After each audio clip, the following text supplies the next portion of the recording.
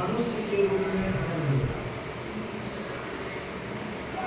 वह संगति के आधार पर विभिन्न विभिन्न आकारों में ढाला जाता है और ढलते जाते हैं।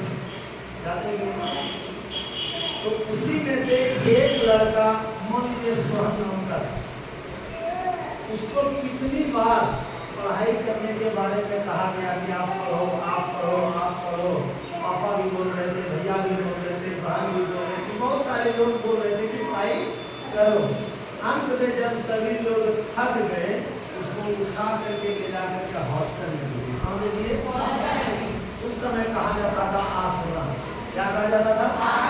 आश्रम में जब उस मोहन को रख दिया गया, सोहन को रख दिया गया, तो वहाँ पर टीचर भी उसको पढ़ाते पढ़ाते अर्थात गुरु जी भी उसको पढ़ाते पढ़ाते परेशान हो गए कि नारी पत्रों ने कुछ नहीं सीखा। अंततः परेशान होकर के गुरु जी ने कहा तो घर चले जा, अपने पिता के साथ रहना, वहीं पर काम धंधा करना, तुम्हारा जीवन यापन हो जाएगा।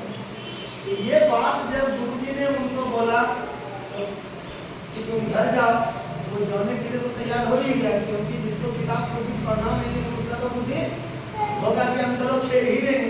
तो खेलने में व्यवस्था के कारण वो आश्रम से निकल गया। जब जाते जाते जाते जाते कुछ दूर पर पहुंचा तो एक कुआं नजर आया। क्या आया?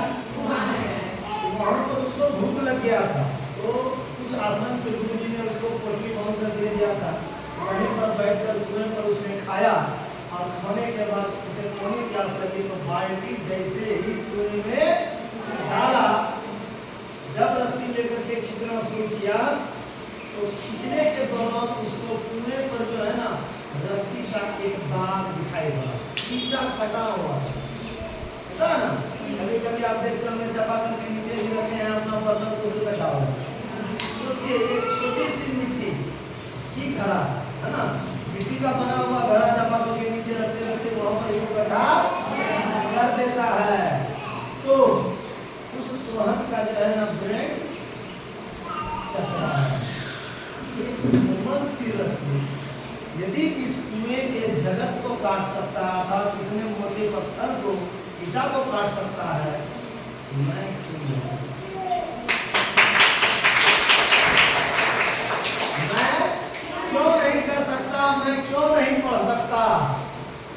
तो कहता है उदासी और मायूसी जिस चेहरे का श्रृंगार करती है, उदासी और मायूसी जिस चेहरे का श्रृंगार करती है, उस चेहरे पर मक्खी भी बैठने से इंकार करती है। ये इसलिए